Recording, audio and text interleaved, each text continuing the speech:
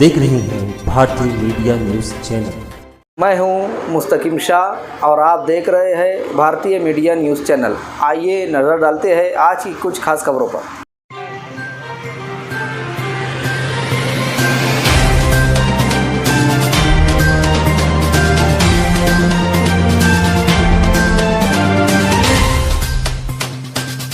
खाक नशीनों उठ बैठो, वो वक्त करीब आ पहुंचा है जब तख्त गिराए जाएंगे, जब ताज उछाले जाएंगे।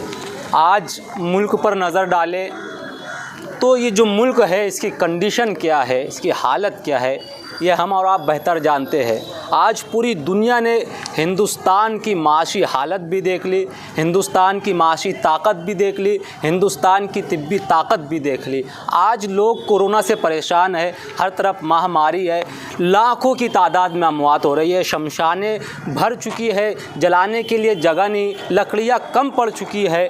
प्रयागराज और दीगर नदियों के किनारे दूर दूर तक लाशें बिखरी पड़ी है। ऐसे वक्त में जबकि हुकूमत को ये चाहिए कि मुल्क की माशी हालत बेहतर करे, ऐसा वक्त जब हुकूमत को ये चाहिए कि वो इस मुल्क की तिब्बी हालत बेहतर करे, जब हुकूमत को ये चाहिए कि इस मुल्क की जीडीपी बढ़ाने में गौर दे, इस मुल्क की तामीर और तरक्की पर तवज्जो दे, ऐसे हालात में भी मरकज़ी हुकूमत जो है ये भगवा खेल खेल रही है। आप देख लीजिए लक्षद्वीप पर क्या हुआ, क्या ज़रूरत थी, गैर ज़रूरी वहाँ पर बंदिशें लागू कर दी गई। क्या सिर्फ़ इसलिए कि वहाँ की आबादी, वहाँ की अक्सरियत मुसलमानों की है।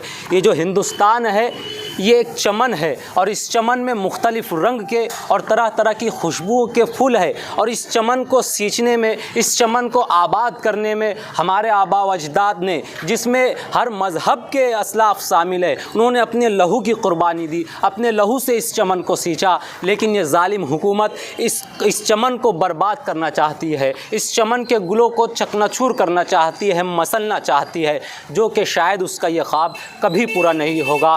क्योंकि इस जालिम हुकूमत को आज़ादी की तारीख़ याद कर लेनी चाहिए कि जब अंग्रेज़ों ने हिंदुस्तानियों पर ग़ुलामी का कानून थोपना चाहा, जब हिटलर शाही निज़ाम कायम करना चाहा, तो आज़ादी के दीवाने, आज़ादी के मतवाले गयूर नौजवान जो है सड़कों पर उतर आए, उन्होंने अंग्रेज़ों से लोहा मनवाया, उन्होंने अपनी जानों की कुर्बानी दी, वो सीना सुपर्द खड़े हो गए। तो हर दौर में हर वक्त ऐसे लोग मौजूद होते हैं जो हुकूमत के और जालिमों के ख़िलाफ़ खड़े रहते हैं, हुकूमत के गलत फ़ैसलों के ख़िलाफ़ खड़े रहते हैं।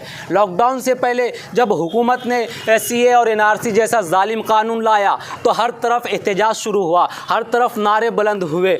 बिलाखिर कोरोना की आड़ लेकर एहतजाजियों को खामोश कर दिया गया, एहतजाज थमा दिए गए। लेकिन इस कोरोना की आड़ में हुकूमत अपना काम बराबर कर रही है। आप देखिए एनआरसी और सीए के लिए जिन लोगों ने आवाज़ें बुलंद की थी, जो बड़े चेहरे थे, एक के बाद दीगरे, एक के बाद एक उन्हें जेलों में भेज दिया गया, उन्हें गिरफ़्तार कर लिया गया। आप देखिए किसान कई महीनों से बैठे हैं, उनकी आवाज़ सुनने वाला कोई नहीं। ऐसे हालात जब हुकूमत को इस मुल्क की स्थिति पर, इस मुल्क की हालत पर गौर करना चाहिए, ऐसे हालात में ये हुकूमत चोर रास्ते से सीए नाफिज कर रही है। सीए का ऐलान ना करते हुए काम सीए का कर रही है, जो है कि हरियाणा, छत्तीसगढ़, गुजरात, पंजाब और राजस्थान वगैरह इन रियासतों में वज़ारत दाखिला है, जो होम मिनिस्ट्री है, इसके ज़रिए ऐलान कर दिया गया है कि जो पड़ोसी ममालिक के मुसलमानों को छोड़कर जो गैर मुस्लिम है उन्हें नागरिकता दी जाए, हिंदुस्तानी शहरियत दी जाए।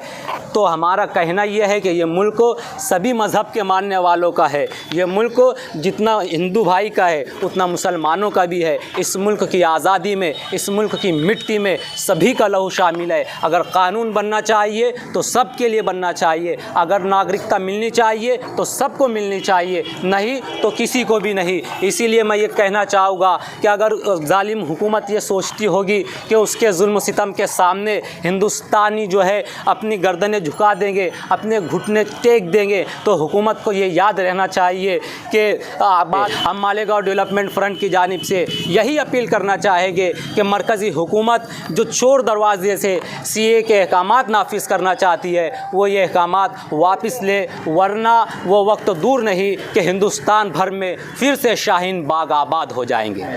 आवाम में बेचैनी तो शुरू से ही है, जब से ये मामला चल रहा है, लेकिन हुकूमत जो है खुले तौर से ये ऐलान कर रही है कि मुसलमानों को छोड़कर दीगर जो मज़ाहिब के हैं उन्हें नागरिकता दी जाएगी। तो अब इस ताल्लुक़ से जो है यह बात बिल्कुल साफ़ हो गई है कि मुसलमान टारगेट पर है, मुसलमान निशाने पर है। तो कुछ लोगों की जानिब से, कुछ तंजीमों की जानिब से कागजात दुरुस्त करने के काम भी जारी है। ठीक है, हर कोई अपने तौर से एतबार कर रहा है, अपने तौर से तैयारी कर रहा है, वो उनकी तैयारी उनकी जगह है। लेकिन जब ये बयान सामने आया तो ये बात वाज़ेह हो गई है कि मुसलमानों को टारगेट किया जा रहा है। हालांकि ये सेकुलर मुल्क है, ये सबका, हर जाति हर धर्म वालों का मुल्क है। इस देश में ऐसा नहीं होना चाहिए। आज मालेगांव डेवलपमेंट फ्रंट की जानिब से हम लोग जो है सीए पे जो है एक प्रोटेस्ट कर रहे हैं। सीए क्या है? Citizen amendment act. इसके अंदर मरकज़ी हुकूमत का ये फ़ैसला आया है कि बाहर से आने वाले हर लोगों को शहरियत दी जाएगी, सिर्फ मुसलमानों को छोड़कर। तो मुझे ये लगता है कहीं ना कहीं ये मुसलमानों के साथ जो है बहुत ज़्यादा भेदभाव है। इस तरह भी जैसे ठीक है, पहले जीएसटी आया, मुसलमानों ने उसको तस्लीम किया। उसके बाद नोटबंदी का मामला आया, मुसलमानों ने उसको तस्लीम किया। उसके बाद ट्रिपल तलाक का मामला आया, उसमें मुसलमानों ने उसको तस्लीम किया। लेकिन ये हमारा मुल्क है, हम यहाँ पर पैदा हुए हैं, हमारे बाप दादा यहीं के हैं।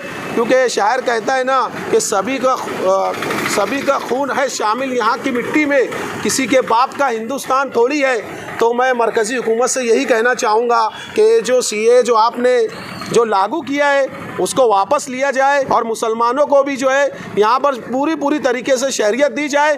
क्योंकि ये मुसलमानों के साथ जो है ये भगवा पार्टी जो है ये सारे जो मामले कर रहे हैं, इससे जो है आप दूर होइए। और यहाँ पर जो सीए का मामला है इसके अंदर तरमीम कर मुसलमानों को भी ऐड कीजिए। बस हम आपसे यही रिक्वेस्ट करना चाहते हैं।